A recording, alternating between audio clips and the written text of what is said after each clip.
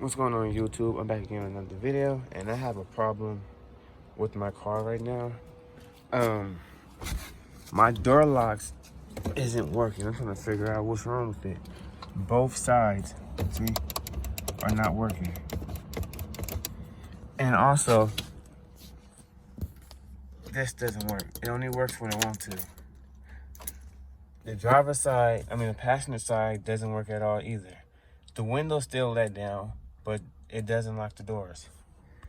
And look, even if I turn the car on, let me see, nothing. But everything else works, just this don't work. And look, the default.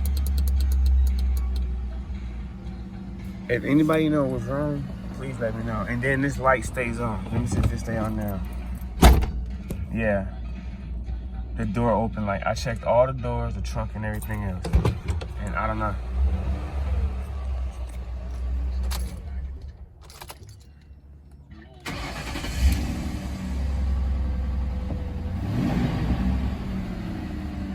See, nothing.